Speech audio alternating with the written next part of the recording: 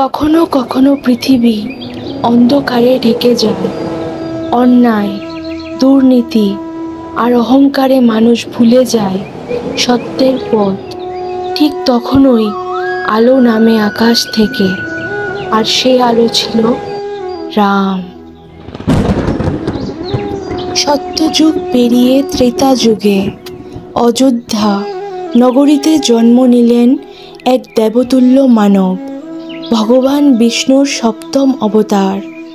তার আগমনের অপেক্ষায় ছিল গোটা বিশ্ব, কারণ তার আগমনই ছিল অন্যায়ের অবসানের সংকেত।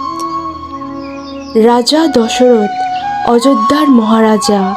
ক্ষমতা ছিল, অর্থ ছিল, কিন্তু ছিল না একটি মাত্র উত্তরসূরি।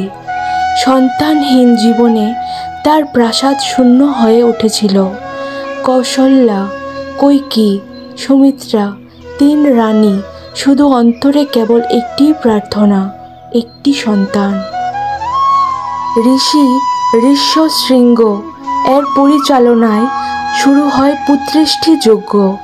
অগ্নিদেব নিজ হাতে দেন এক অলৌকিক পায়েস, যাকে ভাগ করে রাজা তার রানীদের মাঝে এই পায়েসটি দেন। ঈশ্বরের আশীর্বাদে সময়ের আবর্তনে এক পবিত্র নবমী তিথিতে সেই আশীর্বাদ নেমে আসে ধরণীতে। রানী কৌশল্যার কক্ষে জন্ম নেন এক শিশু। চেহারায় অপার্থিব দীপ্তি, মুখে এক অদ্ভুত শান্তি। জন্মালেন রাম।